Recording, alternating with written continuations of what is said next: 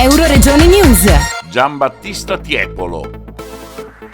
A Udine, nel Salone del Popolo, presso Palazzo d'Aronco, la presentazione del progetto di itineraria che si protrarrà sino al 5 dicembre con l'assessore comunale alla cultura Fabrizio Cigolot. La sede di Palazzo d'Aronco, il Salone del Popolo per la precisione, ha ospitato la conferenza stampa di presentazione di questa bella iniziativa dell'associazione itineraria sostenuta dal Comune di Udine, che consentirà di visitare i luoghi del Tiepolo.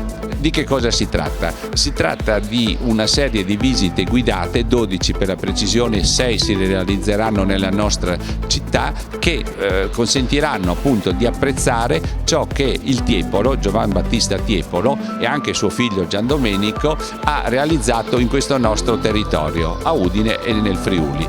Il progetto si inserisce all'interno di una serie di iniziative che il Comune ha coordinato e anche realizzato insieme con il Museo Diocesano e con il Duomo di Udine. Nel Museo Diocesano abbiamo le notissime Gallerie del Tiepolo, una serie di realizzazioni straordinarie che Giovan Battista ha cominciato a realizzare qui nella prima metà del Settecento e che abbelliscono questo palazzo sede del Patriarca con una serie di opere che sono internazionalmente note, direi, ma anche Tiepolo molto però presso la committenza anche privata, laica, con una serie di tele che sono ospitate nel sede del nostro castello qui di Udine. C'è una sala dedicata al Tiepolo e poi anche nell'Oratorio della Purità e nel Museo del Duomo, quindi abbiamo unito le forze tra questi 4 poli della nostra città che definiscono la caratteristica di Udine città del Tiepolo.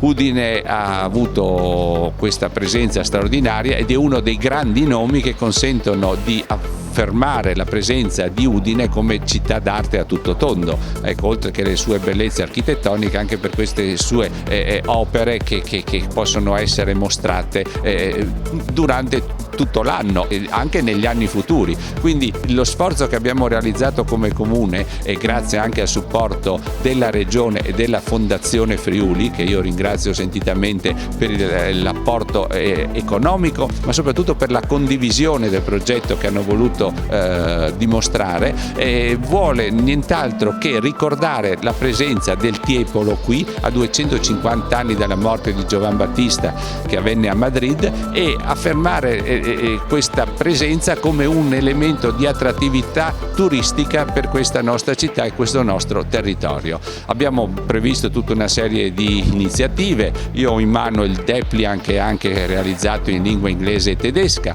Abbiamo realizzato una serie di allestimenti della città con degli stendardi che sono presenti nelle zone centrali. Abbiamo presentato all'inizio del mese di marzo, quando purtroppo è scoppiata l'epidemia che ci ha colpito tutti, i disegni che sono di proprietà dell'amministrazione cittadina e che sono stati poi ovviamente messi online, un bel filmato all'interno della web tv del Comune di Udine. Presenteremo tra poco le incisioni e le stampe del Tiepolo grazie alla collaborazione con la Triennale dell'Incisione, e poi avevamo previsto una serie anche di concerti, anche una rappresentazione teatrale che per evidenti motivi abbiamo rinviato l'anno prossimo. 250 anni corrono quest'anno, ma il Tiepolo, come ho detto, è sempre presente nella nostra città, quindi questa serie di iniziative è nostra intenzione vengano anche mantenute e sviluppate nel 2021 o anche negli anni futuri.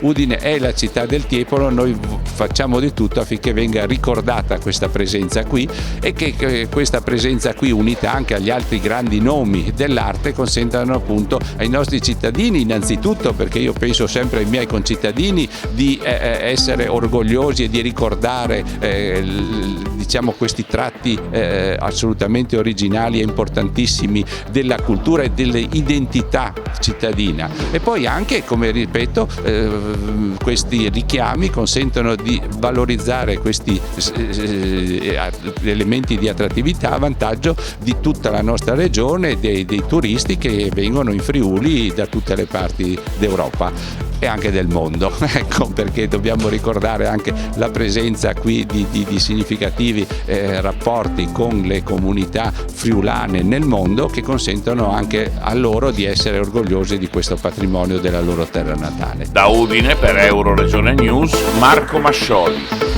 Euroregione News.